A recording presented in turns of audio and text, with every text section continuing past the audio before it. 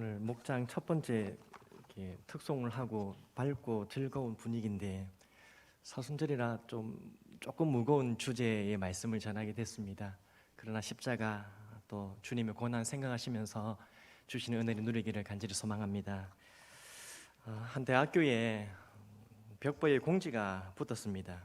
수업이 끝난 뒤에 도서관에 오면 빵과 우유를 나눠줄 테니까 오라는 겁니다. 자, 그것을 보고 학생들이 우르르 몰려갑니다. 왜냐하면 자기의 몫을 얻지 못할까봐 빨리 가야 얻을 수 있다 막 달려간 거죠. 근데 막상 도착하니까 도서관의 직원이 또 한마디 더 붙입니다. 학생들, 여기 있는 짐 좀 옮겨줘요. 이거 옮겨주고 나면 빵과 우유를 줄게요. 그렇게 합니다. 그러자 학생들이 하나씩 떠나가기 시작합니다. 빵은 받고 싶은데, 빵은 먹고 싶은데 일을 하기 싫은 겁니다. 이처럼 좋고 편한 것은 우리가 누리고 싶고, 또 좀 힘들고 또 괴로운 것은 피하고 싶은 것이 인간의 본성입니다. 사실 고통받기를 좋아하는 사람이 있겠습니까? 대부분 어떻게든 고통은 피하고 싶지 고통을 즐기려는 사람은 드물지 않습니까? 또 더군다나 다른 사람을 대신해서 내가 고통을 받는다? 그것은 상상하기도 싫은 겁니다.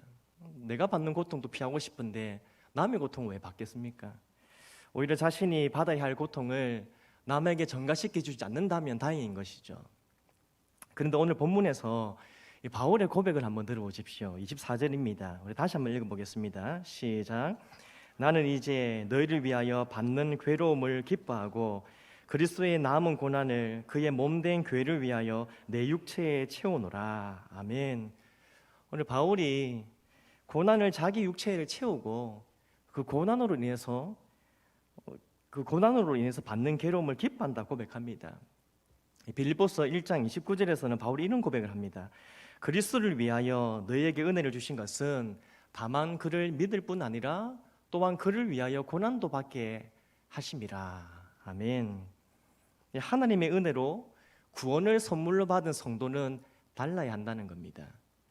즉 그리스도를 통해서 은혜를 받은 사람, 하나님의 은혜를 아는 사람은 고난을 피할 것이 아니라 고난도 기꺼이 감수할 수 있어야 한다는 말씀입니다.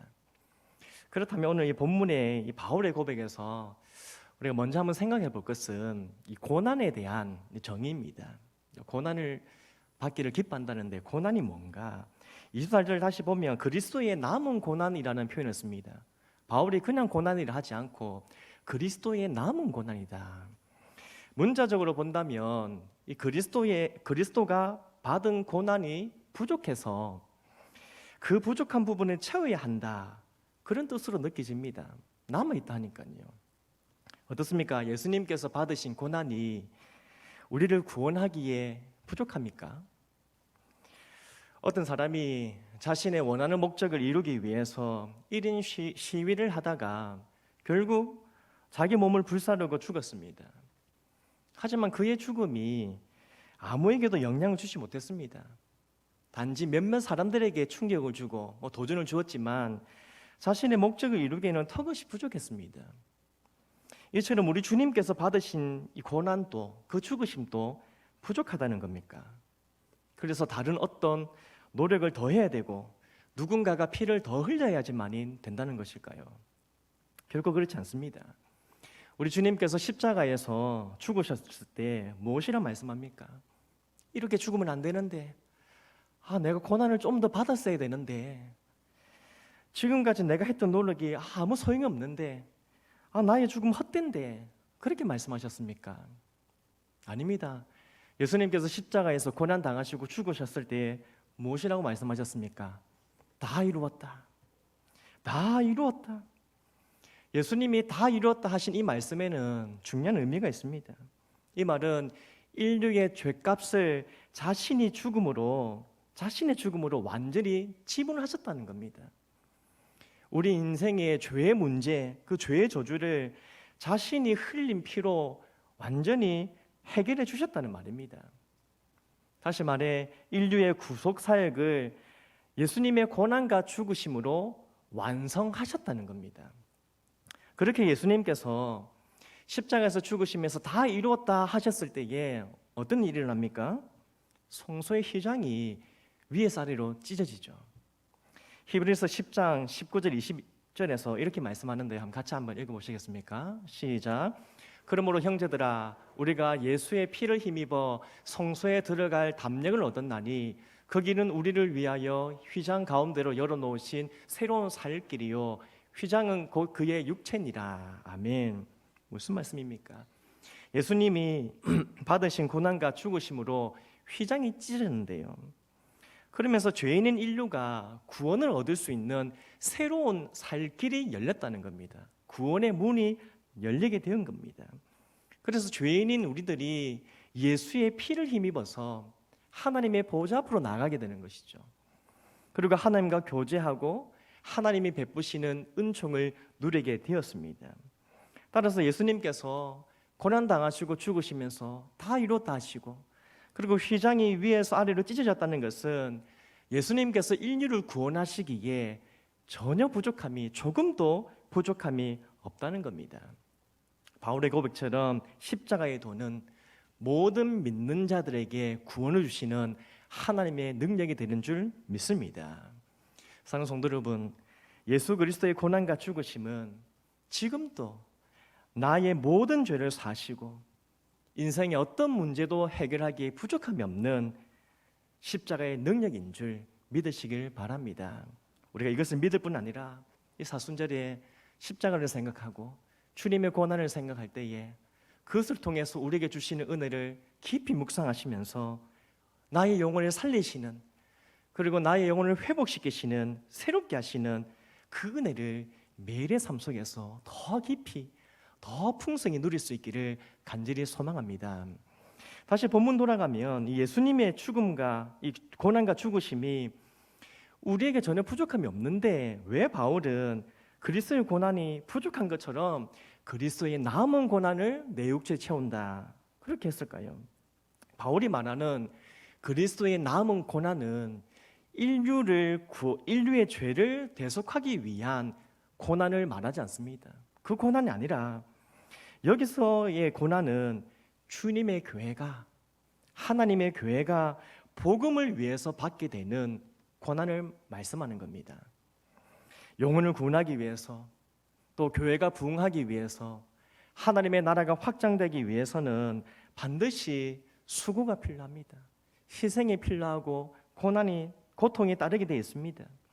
예수님은 이 일을 그리스도인들에게 남겨주셨다는 겁니다. 제자들에게 남겨놓으셨고 그리스도인들에게 남겨주셨습니다. 따라서 주님께서 인류를 구원하기 위해서 자신의 몸을 찢으시고 십자가에서 고난을 당하셨다면 이제 우리는 한 영혼이 주님께로 돌아오는 그 일에 그리고 교회가 성장하고 부흥되는 그 일에 그리고 하나님의 나라가 확장되는 이 일을 위해서 헌신하고 봉사해야 한다는 말씀입니다. 그런데 이제 바울이 그렇다면 그리스도의 남은 고난이 교회를 위해서 받게 되는 고난이라면 이 고난을 자기 육신에 채운다고 합니다. 자신의 내 육체에 채우노라. 고난을 자기의 육체에 채운다는 것은 무슨 의미일까요? 예수님께서 제자들에게 자신의 고난에 초대하시면서 이런 말씀하시죠. 누구든지 나를 따라오려거든 자기를 부인하고 자기 십자가를 지고 나를 따를 것이니라. 고난에 초대하시면서 자기 십자가를 지고 나를 따를 것이다. 그렇게 말씀합니다. 이 말씀에는 우리 육체에 채워야 할 이 십자가의 고난에 대해서 두 가지 중요한 의미가 있는데요. 첫 번째는 우리가 져야 할 십자가는 단순히 육체를 괴롭히는 고난이 아니라는 겁니다.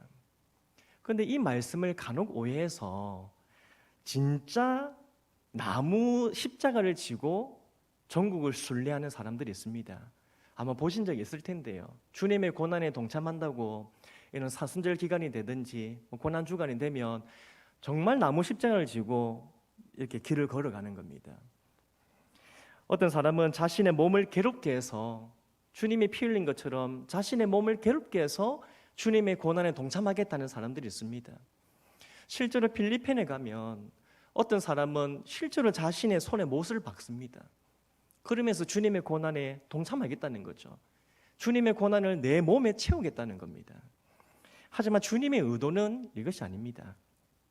우리가 져야 할 십자가, 우리 몸에 채워야 할 주님의 고난은 하나님의 영광, 하나님의 나라와 복음을 위해서 자신의 자아를 죽이는 고통을 감수하라는 겁니다. 몸을 죽이는 것도 있지만 단순히 몸을 괴롭히는 게 아니라 자아를 죽이는 겁니다. 자신을 부인하는 겁니다. 주님을 위해서라면, 한 영혼이 주님께로 돌아올 수 있는 일이라면, 교회가 살아나고 교회가 부흥될 수 있는 일이라면 나의 자존심을 죽이는 겁니다. 나의 욕심을 내려놓고 때로는 나의 고집도 꺾는 것입니다. 그렇게 복음과 하나님의 나라를 위해서 자신을 부인하고 자신의 자아를 죽이고 헌신하는 것이 바로 우리 육체에 채워야 할 고난이고 우리가 져야 할 십자가입니다. 둘째로 우리 몸에 이 고난을 채운다는 것은, 또 주님의 십자가를 따른다는 것은 두 번째 중요한 의미는 각자가 져야 할, 각 사람이 져야 할 자기 십자가가 있다는 겁니다. 바울이 그리스도의 남은 고난을 자기 육체에 채운 데 있는데요, 바울이 예수님의 그 복음을 위한 남은 고난을 자기 몸에 많이 채웠다고 해서 우리가 채워야 할 고난이 상대적으로 줄어들겠습니까? 아닙니다. 다른 사람이 봉사를 많이 한다고 해서 내가 해야 할 일이 없어지는 것이 아닙니다. 하나님께서는 이 각 사람에게 요구하시는 게 있고 각 사람을 통해서 이루시고자 하는 일이 있습니다. 사람마다 역할은 다를 수 있겠죠.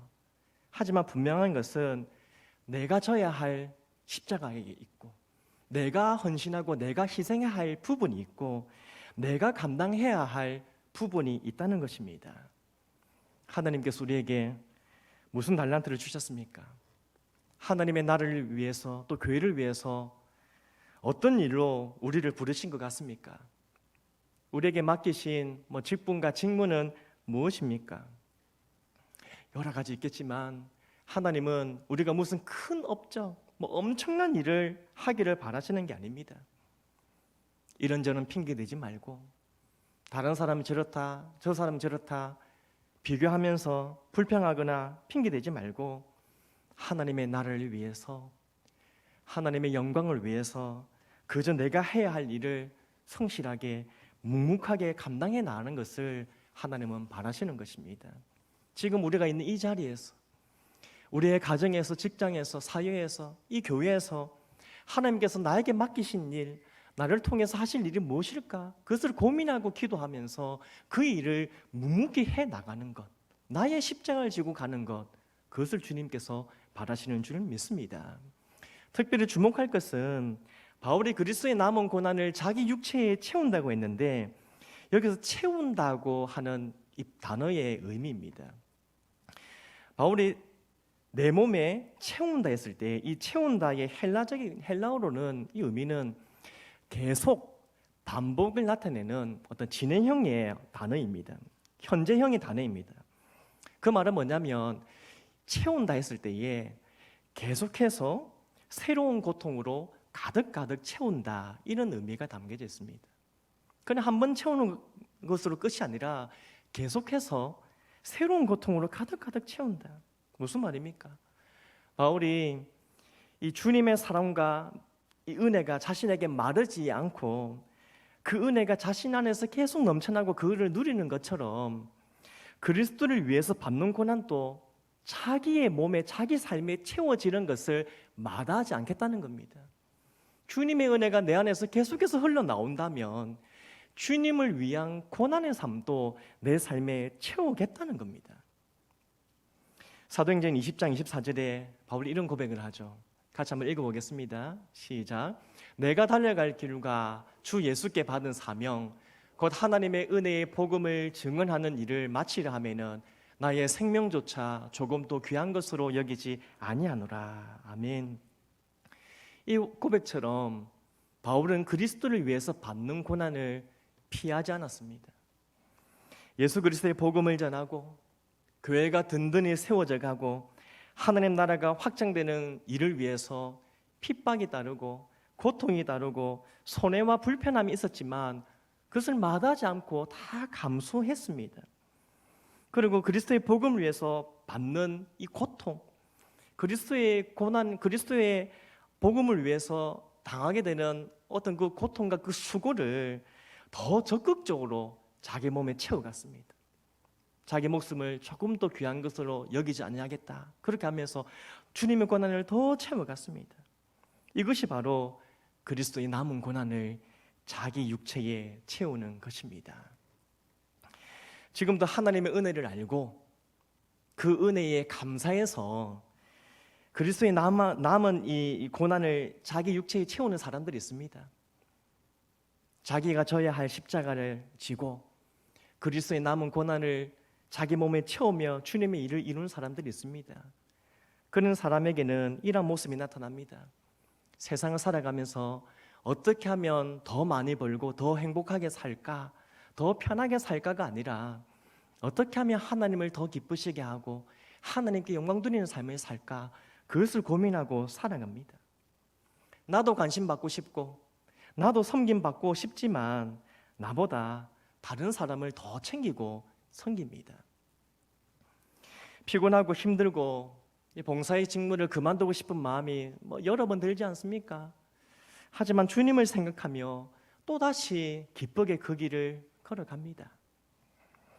또 이런 사람은 교회의 평화, 교회가 평화롭게 되고 또 성도 간의 화합을 이루기 위해서라면 자신의 목소리를 조금 낮추고 줄입니다. 한 영혼을 구원하고 살리기 위한 그 수고, 그 희생을 마다하지 않고요, 하나님의 뜻이 이루어질 수 있도록 자신의 뜻과 고집은 꺾어버립니다. 교회의 부흥과 하나님의 나라를 위해서 자신의 평안과 편안함과 욕심까지도 내려놓는 것입니다. 어떻습니까, 사랑하는 성도 여러분? 우리들에게도 이러한 모습이 나타나고 있습니까? 우리 주님은 성도 한 사람 한 사람을 제자로 부르셨고요, 그리고 하나님 백성 한 사람 한 사람에게 복음의 제사장 나라의 직분을 주셨습니다.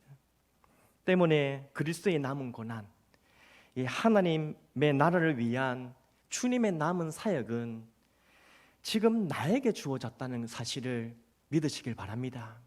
나에게 주어졌다, 나에게 맡기셨다. 따라서 바울과 같이 한 영혼의 구원을 위해서, 교회의 부흥과 하나님의 나라 확장을 위해서 주님의 남은 고난을 내 몸에 채우고 영혼 구원을 위한, 하나님 나라 확장을 위한 주님의 이 남은 사역에 적극적으로 동참하는 우리 모두가 되기를 간절히 소망합니다. 끝으로 이 충격적인 것은 바울이 이 그리스도의 남은 고난을 자기 육체에 채우는 것을 기뻐했다는 겁니다. 24절 다시 보시면요, 나는 이제 너희를 위하여 받는 괴로움을 기뻐하고 그리스도의 남은 고난을 그의 몸된 교회를 위하여 내 육체에 채우노라. 괴로움을 기뻐한다는 겁니다. 어떻게, 사실 핍박, 고난, 고통, 이것을 기쁘게 반기는 사람이 어디 있겠습니까? 그런데 바울은 기뻐한다 하는데요, 교회를 위한, 하나님 나라를 위해서 얻게 되는 그 고통을 기뻐한다. 어떻게 그것을 기뻐할 수 있는가? 어떻게 그것을 기뻐한다고 하는가? 첫째는 바울이 예수님 안에서 누리게 되는 그 위로, 하나님이 주시는 위로, 평강, 그 은혜와 기쁨이 날마다 그 속에서 넘쳐났기 때문에, 주님의 은혜가 내 안에 넘치나니까, 하나님이 주시는 위로가 내 안에 풍성하니까 그 고난을 참고 견디고 기쁘게 받아들일 수 있었던 겁니다. 또 한 가지 중요한 이유는 바울은 한 영혼을 구원하는 것을 기뻐하시는 하나님 아버지 마음을 품었다는 겁니다. 영혼 구원을 향한 하나님 나라 확장을 위한 하나님 아버지 마음을 그 마음에 품었기 때문에 기뻐하는 겁니다. 해산의 고통을 이겨내는 어머니를 한번 보십시오. 솔직히 이 해산의 고통, 어떻게 그것을 표현할 수 있겠습니까? 저는 안 나봐서 모르지 않습니까? 저희 아내가 셋을 낳기 때문에 한 번씩 아프더나 물어보면 말도 못한다 이렇게 하는데요. 진짜 힘들구나. 상상을 못한다던데. 아니 그 고통을 누가 받고 싶어 하겠습니까? 그런데 놀라운 사실은 아이를 낳은 그 어머니는 그 끔찍한 해산의 고통을 모두 잊고 기쁨을 누리기도 하는 겁니다. 왜 고통을 잊고 기쁨을 이기는가? 아이를 낳았을 때의 고통이 아무리 커도 그 아이를 안게 되는 기쁨, 안고 있을 때의 그 기쁨과는 비교할 수 없기 때문입니다. 바울의 마음이 그랬다는 거죠.